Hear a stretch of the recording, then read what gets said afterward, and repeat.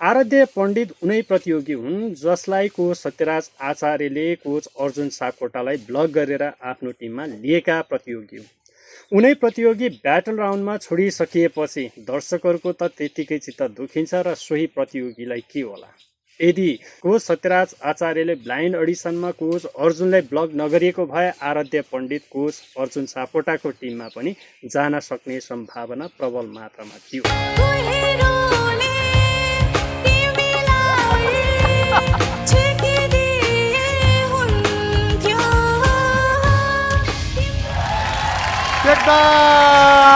टेक्दै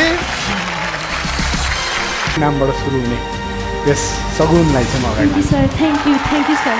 coach Arjun Sapkota र coach वाङदेन शेर्पासँग चाहिँ coach Satyaraj आचार्यले कसरी कोचिङ गर्ने र कसरी ब्याटल गराउने भन्ने कुरा चाहिँ सिक्नुपर्ने चाहिँ आवश्यकता छ कि भन्ने चाहिँ लागि छ। हिजोको ब्याटल राउन्ड हेरिसकेपछि कोच सत्यराज आचार्यको ब्याटल हेरिसकेपछि के भन्न मन लाग्छ भने मासु खाना गएको बुढी झोलमा डुबी मरी भन्ने उखान जस्तो ठ्याक्कै मिललाई खोजिएको। तपाईँले हिजोको एपिसोडको सत्यराज आचार्यको ब्याटल राउन्ड कस्तो लाग्यो पक्कै पनि तपाईँको प्रतिक्रिया भने दिन नबिर्सनु होला। मलाई के भान भएको छ भने कोच सत्यराज आचार्यले गलत व्यक्ति र गलत प्रतियोगीसँग गलत पेयरिङ गराएर चाहिँ ब्याटल राउन्ड र आफ्नो टिम एकदम कमजोर बनाएको आभास भएको छ र महसुस भएको छ।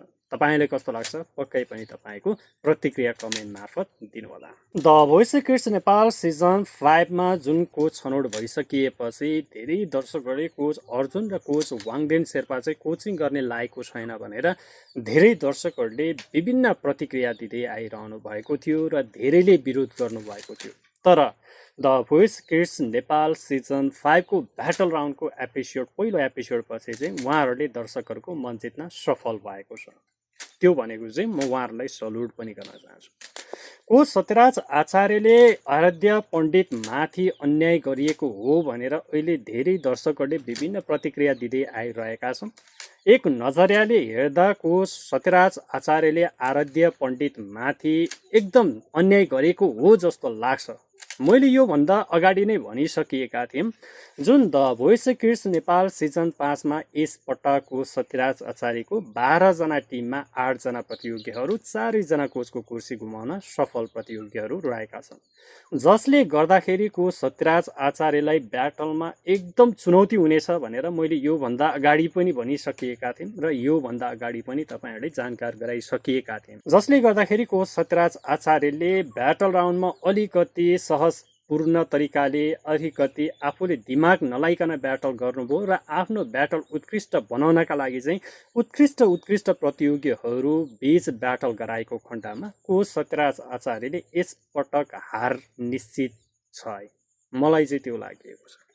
कुरा गरौँ हिजोको एपिसोडमा कोच वाङदेन शेर्पाले 3 जना प्रतियोगीहरू आफ्नो प्रतियोगीहरू ब्याटल राउन्ड गराएर जुन लाइभ राउन्डमा प्रवेश गराउन सफल भयो भने कोच अर्जुन सापकोटाले आफ्नो टिमबाट 2 जना प्रतियोगीहरू ब्याटल राउन्डदेखि लाइभ राउन्डसम्म प्रवेश गराउन सफल भयो भने कोच मिलन नेवारले पनि त्यस्तै कोचिङ गर्नुभयो। उहाँको पनि एकदम उत्कृष्ट प्रतियोगीहरू थियो, किन स्टिल भएन त्यो थाहा भएन।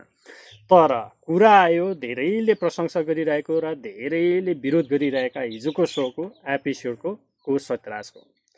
कोच सत्यराज आचार्यले गलत गरिएको हो एक नजरियाले हेर्दाखेरि। मलाई के लाग्छ भने आराध्य पण्डित भनेको उहाँले ब्लाइन्ड अडिसनमा अरूको टिममा जाला भनेर आफ्नो टिममा ल्याउनका लागि उहाँले आराध्य पण्डितलाई ब्लक गरेर लिएको एउटा प्रतियोगी हो।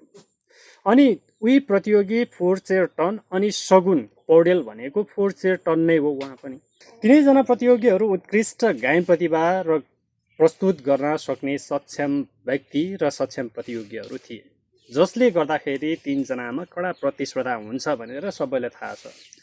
तर पनि यसमा के छ भने कोच सत्यराज आचार्यले जुन यी 3 व्यक्ति बीच चाहिँ ब्याटल गराउनु एकदम गलत निर्णय थियो जस्तो मलाई लागिएको छ र कोच सत्यराज आचार्यले अलिकति चनाखोपूर्ण तरिकाले सकुनलाई लिनुभयो र आराध्यलाई अलिकति राख्नुभयो स्टिलको लागि। तर कारणवश आराध्यको लागि चाहिँ अन्य कोचहरूले स्टिल गरिएन।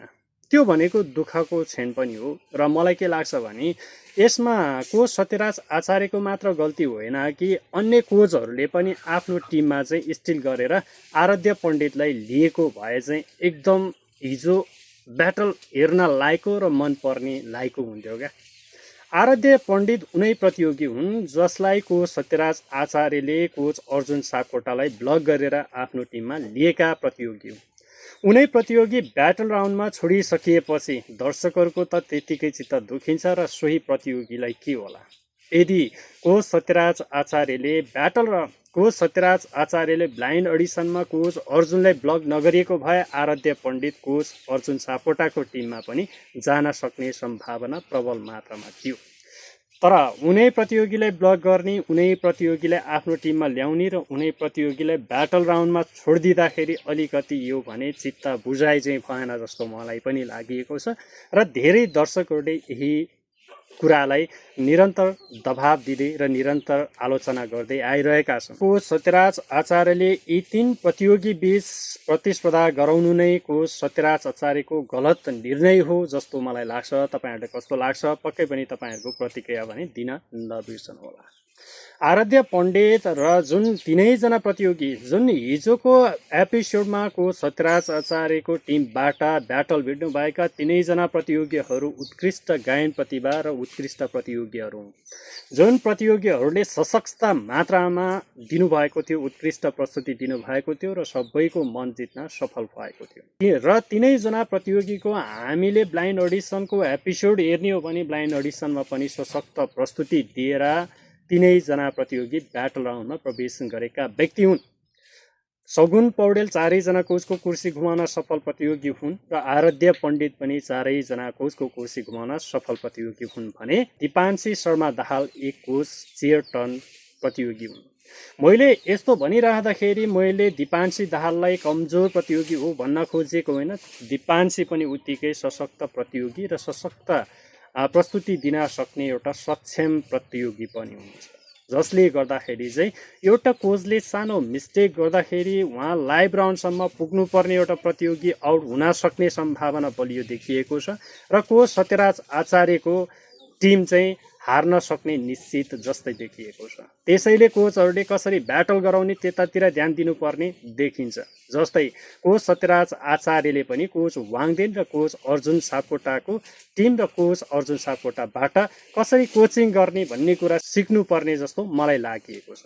तपाईलाई कस्तो लाग्छ साथीहरू? पक्कै पनि तपाईहरुको प्रतिक्रिया कमेन्ट मार्फत अवश्य दिनुहोस्।